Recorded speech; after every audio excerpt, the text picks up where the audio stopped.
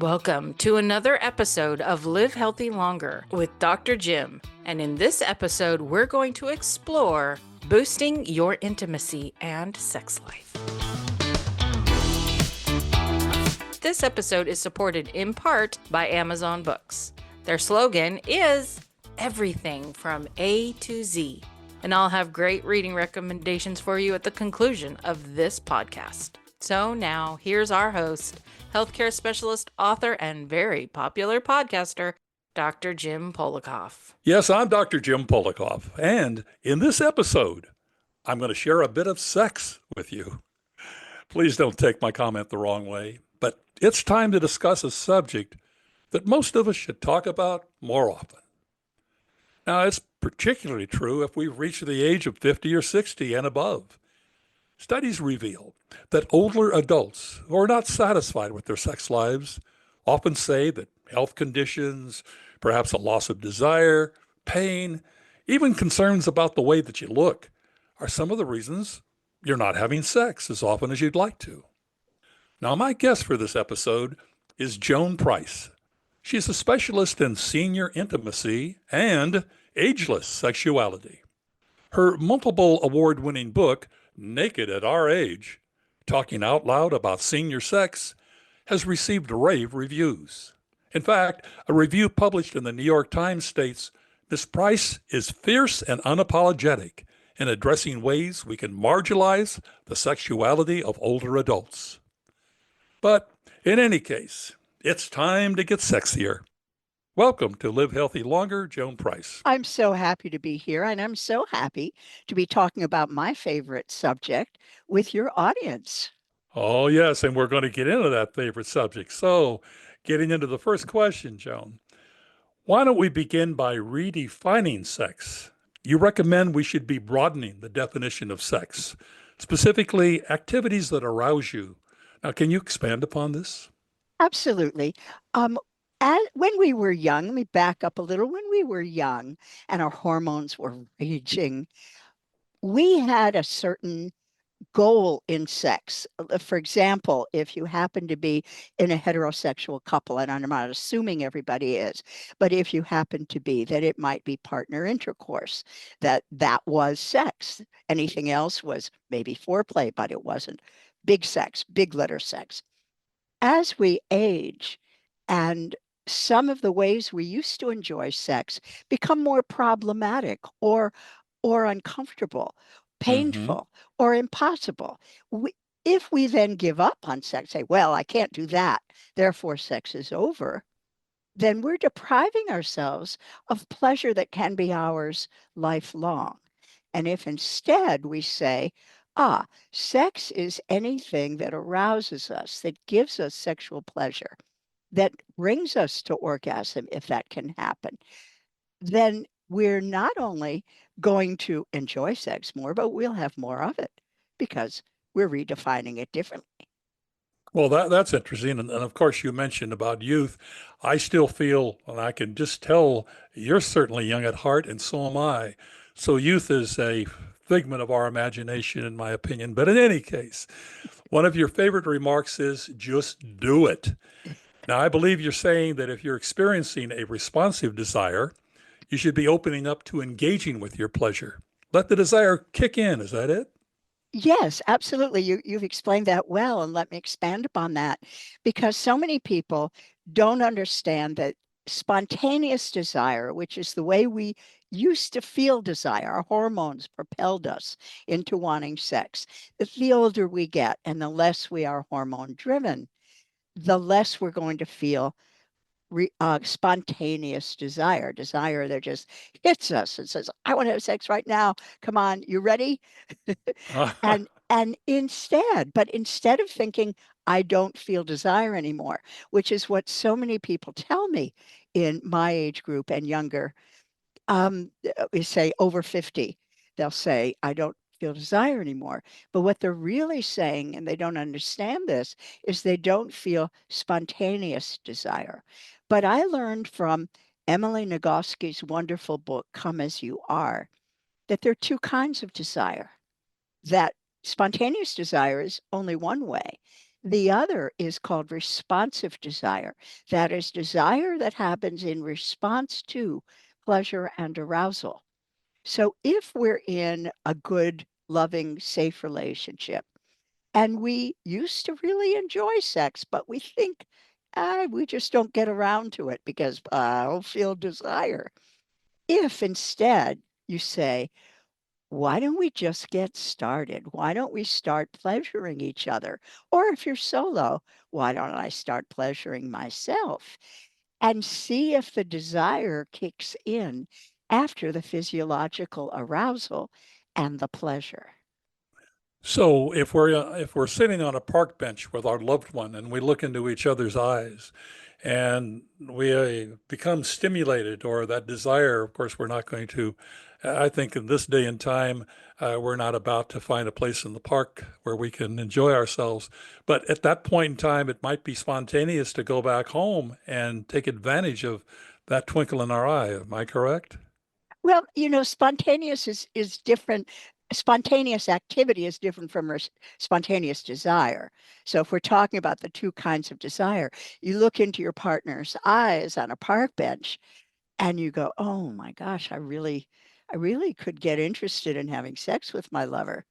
Why don't we hold hands as we walk through the park and get back to our home or our hotel room or someplace where we won't get Wherever arrested?" we can hide comfortably, you're right. We probably don't want to lie down in the grass. But if we take that with us, already the desire is starting to happen in response to really feeling in love and attracted to our partner and looking into each other's eyes and feeling safe and comfortable and thinking about the last time maybe that we were sexual together. All of that can get the juices flowing and make us want to engage in sex. Well, that makes a lot of sense. Now, you also recommend having sex more often. So if one has difficulty with arousal or an orgasm, I think you're saying you can overcome that by having more sex more often, correct? The hardest part about getting aroused after a long period of not doing it in any way, not solo, not partnered, um, is that initial getting the blood flow to the genitals, getting the mindset, getting rid of the distractions. Once we do that for ourselves or for another or the other for us, then we will find, oh, that was really fun. Why don't we not wait 3 months to do it again? And if we set ourselves a goal, a practice of engaging in sexual arousal and orgasm, maybe twice a week with ourselves or sex toy or a partner, then the next time we do it, it won't be so hard to get aroused. And if we get a regular practice, then just like you want to do yoga twice a week or line dancing twice a week or whatever it is that you like to do for your body, if you engage in sexual expression twice a week, then it will be easier because our genitals are used to being aroused again. They don't have to go, "Oh, Ah, yeah, I remember that from 3 months ago. Let me see. How did that happen anyway? Can you remind me?" Instead, it's going, "Oh, yeah, I remember that from Saturday afternoon." Now, I okay. say twice a week because there are health benefits from having a regular orgasm at least once a week. And when I promote twice a week, because life happens. We may not feel well one day, or suddenly the grandkids are banging at the door, or we have an appointment we can't get out of. Then at least we have that fallback of the other time a week. Does Oh, that the make other sense? time.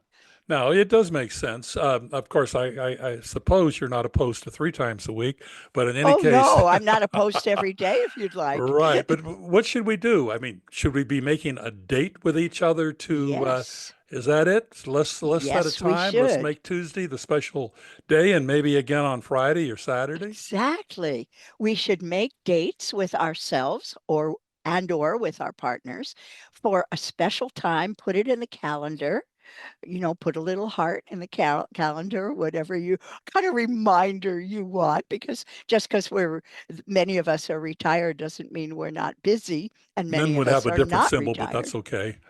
That's Yeah, all right. okay. You could put an eggplant or whatever, peach, whatever Eggplant, you there want. you go.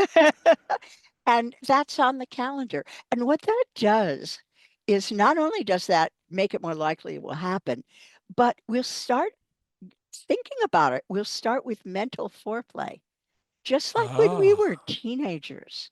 If we had a date with someone that we were really wild about, if we had that Saturday date, well, along about Tuesday, Wednesday, Thursday, we're already thinking about it all the time.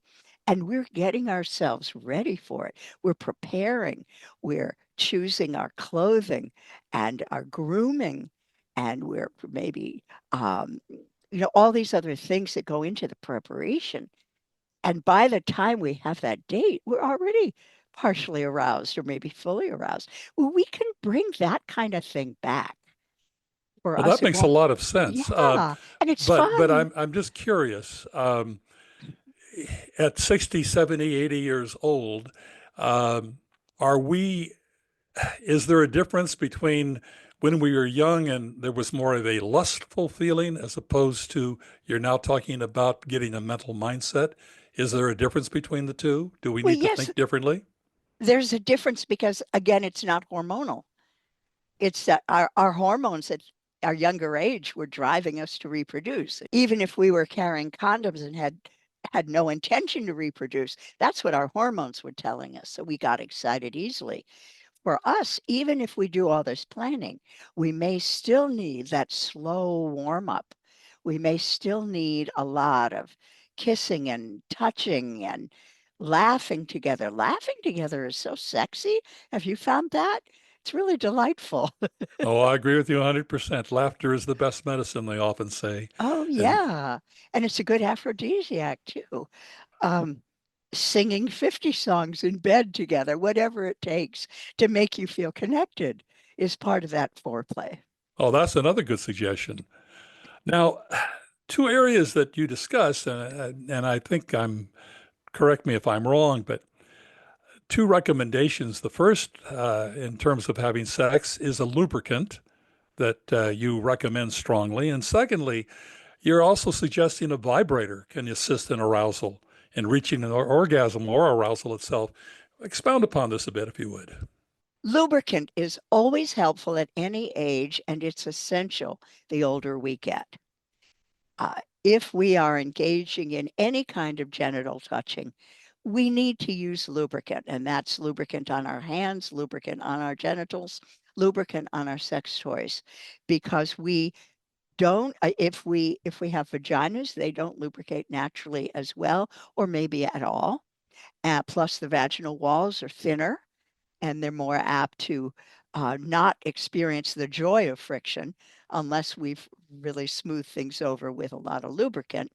Also, um, we may even in stimulating a penis, it goes much better hand plus lubricant plus penis, or toy plus lubricant plus penis, than it does with just trying to do without.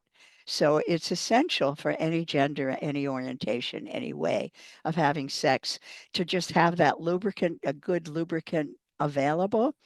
I recommend, if I may make a recommendation, Wicked Sensual Care Simply Timeless line of lubricants, which was created for premenopause, menopause, and postmenopause, and is great for us at our age.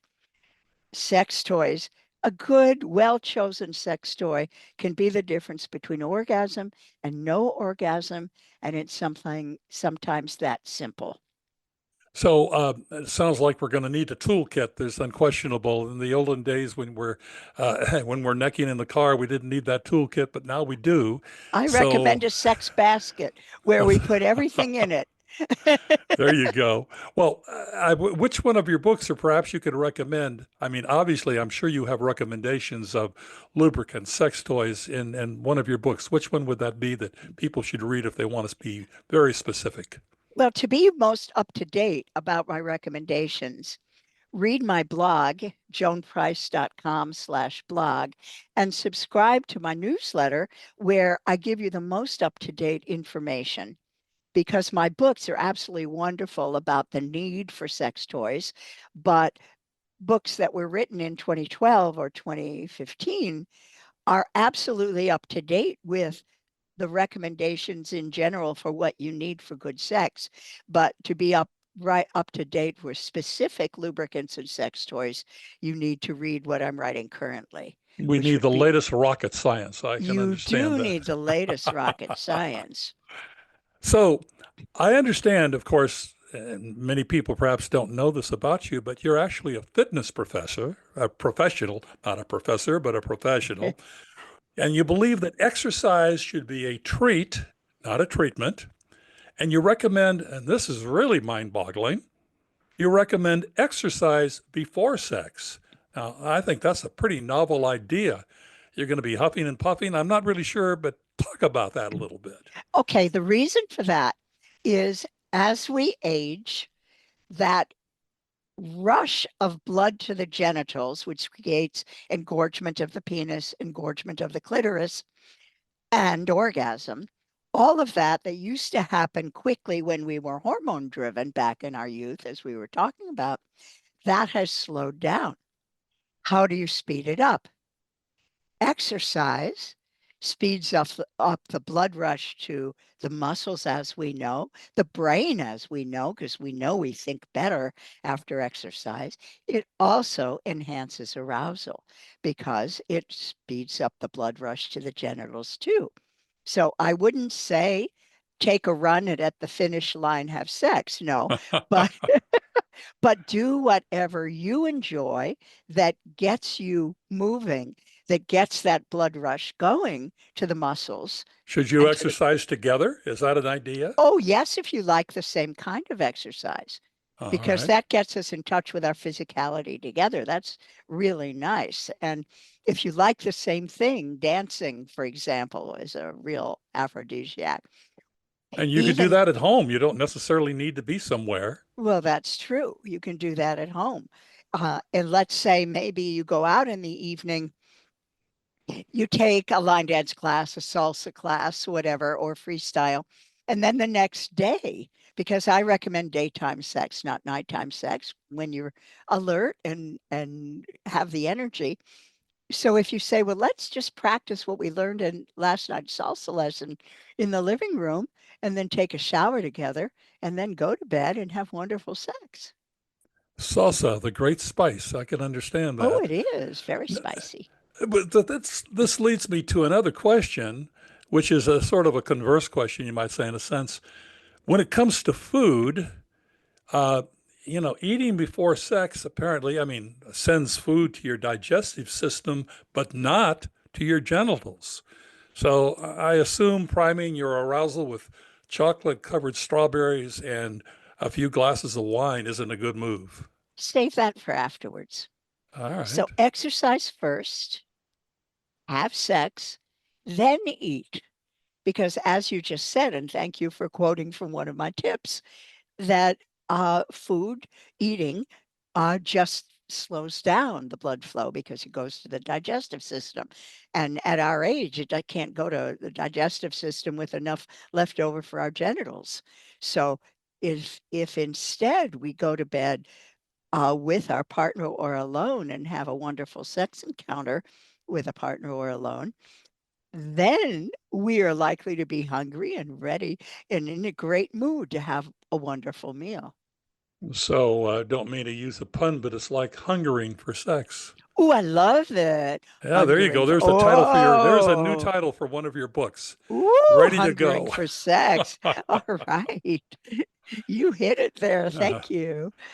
Now, it's interesting to note there's a common misconception, and that's that age does not protect you from sexually transmitted diseases. I mean, many people think, oh, I'm at such an age, I'm not going to, I'm not going to have to worry about herpes or things of that nature. But in fact, a study that I looked at said that over the age of 55, STDs actually have doubled in the past decade.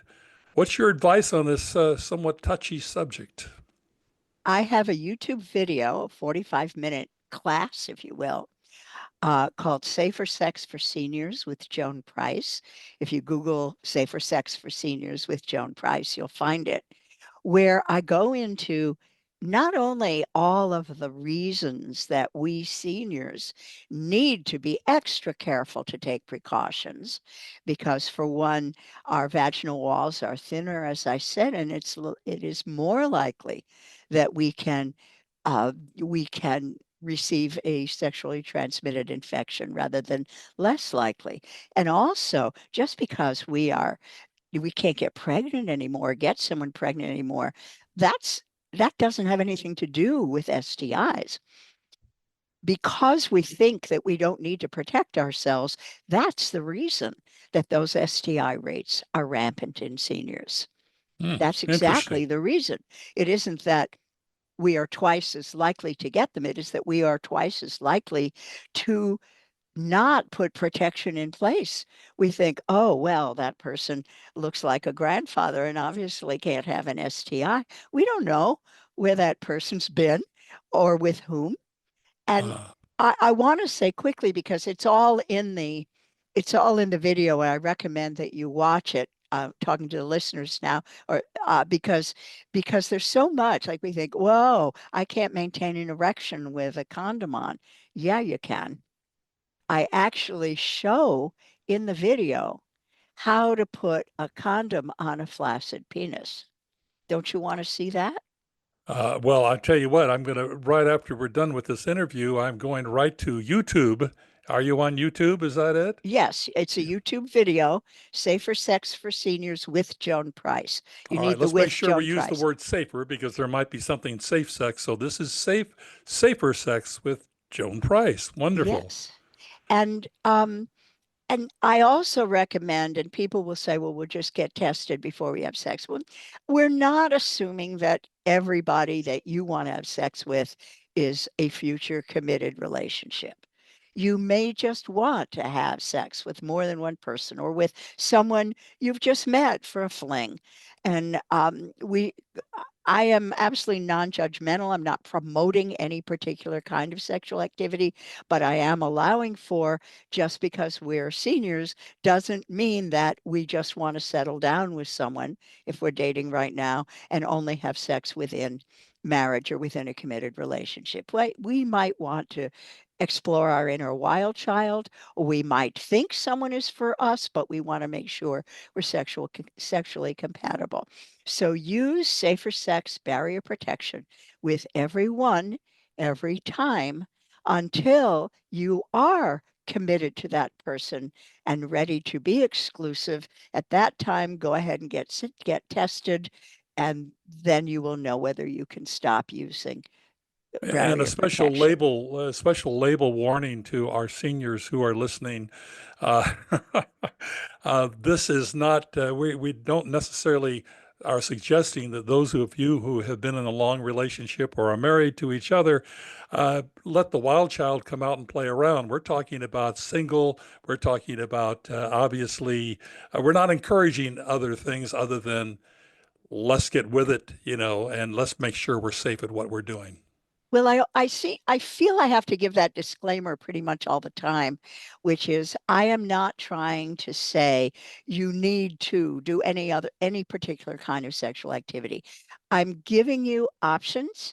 I'm accepting that your option that you choose might or might not what is expected of you, what even that you used to expect from yourself.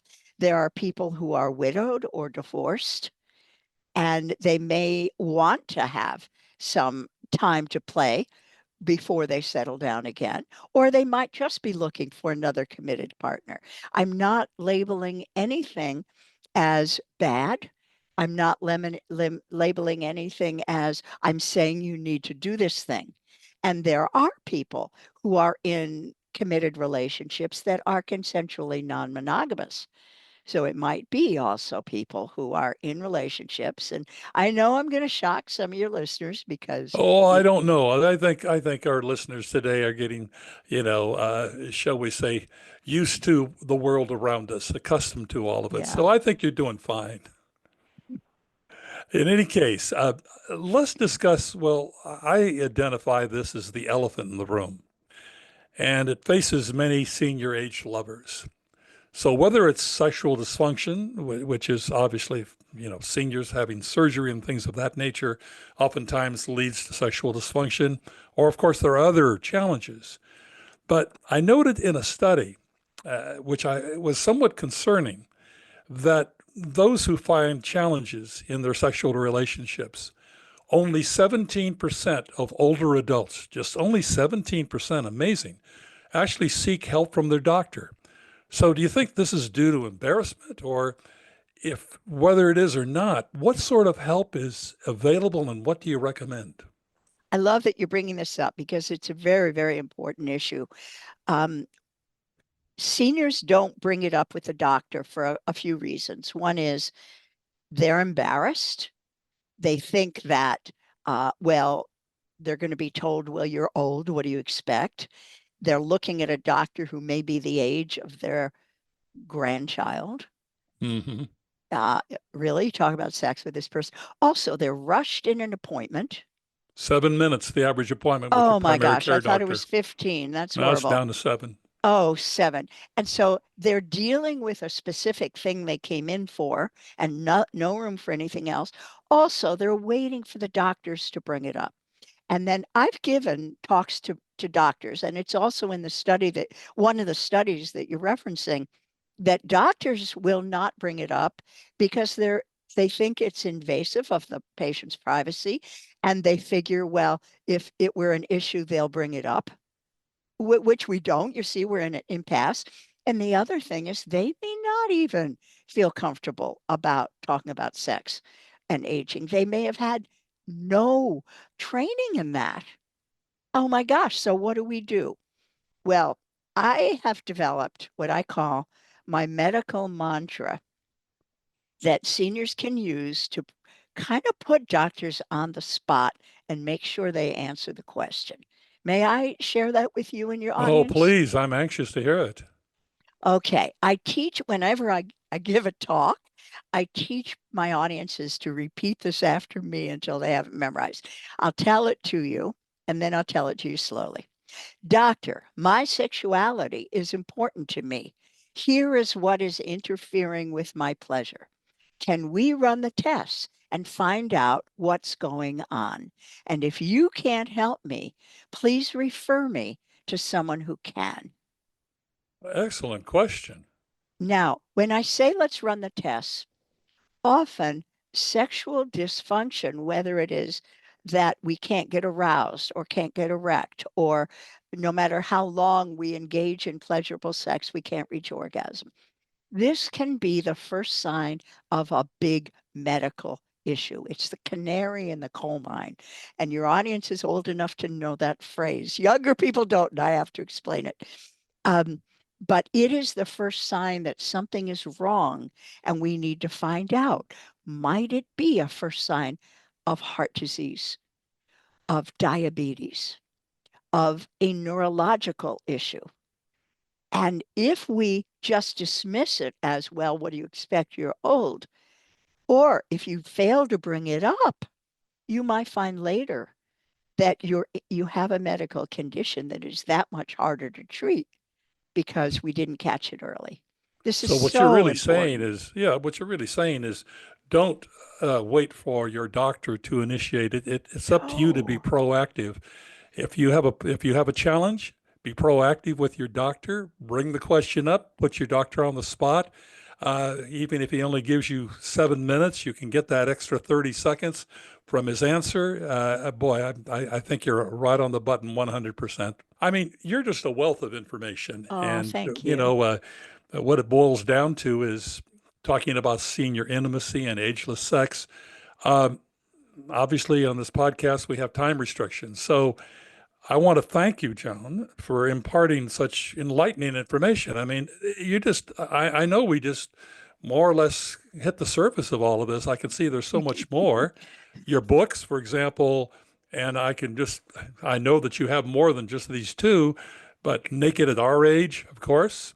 Also, Sex After Grief, I think that's your latest book, if I'm right, Navigating Your Sexuality After Losing Your Beloved. Uh, Yes, that's the most recent book, isn't it? that's the most recent book, The Ultimate Guide to Sex After 50. Before that, the award-winning, as you said, Naked at Our Age, talking out loud about senior sex. My first book, which is a spicy memoir, which I wrote at the young age of 61. I'm 81 now, better than Oh, I you're ever. kidding. 81 years old. Yeah, My gosh. And 81, I was going to yes. guess 39.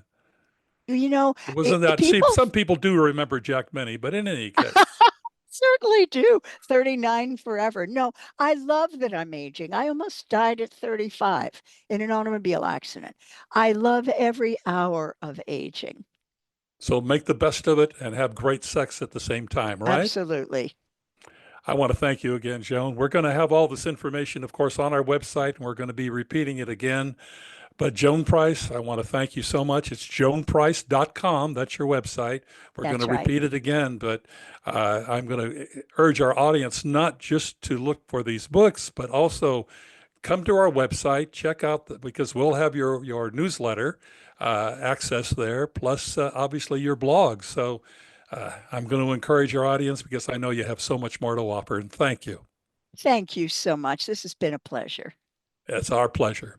Now, I'm going to be right back to tell you about 6 healthy foods to help boost your sex life. You can learn more about Joan Price and her award-winning books, Naked at Our Age and Sex After Grief, Navigating Your Sexuality After Losing Your Beloved, by visiting joanprice.com. But you can also find this information along with other great podcasts by going directly to our website, jamespolakof.com. That's James, Polakof.com. Again, that's jamespolakof.com. Also, you can discover 3 excellent chapters on intimacy in our very own Dr. Jim Polakof's new book, Live Healthy Longer with Dr. Jim. Remember, you need to add "with Dr. Jim" to the title to find it easily on Amazon. Again, that's Live Healthy Longer with Dr. Jim. Plus, you can find a series of other terrific books and reviews on Amazon. To make it all easier, visit jamespolakof.com. Now back to Dr. Jim. Again, my thanks to Joan Price for an important enlightenment on ageless sexuality.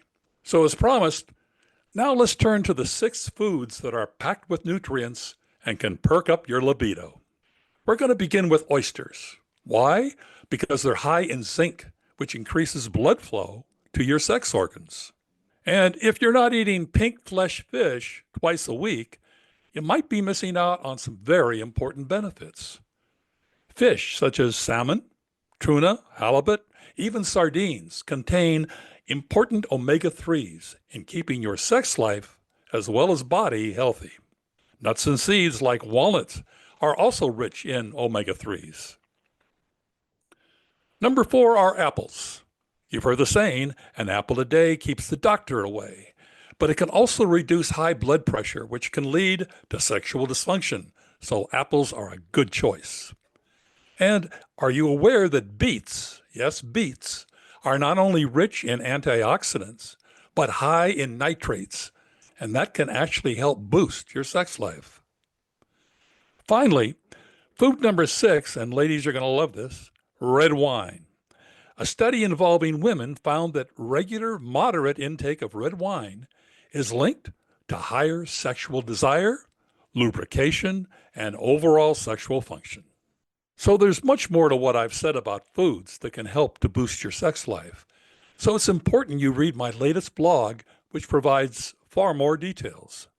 All you need to do is come to my website, jamespolakof.com, and click on blogs. Plus, as mentioned earlier, please don't forget to check out my latest book, Live Healthy Longer with Dr. Jim.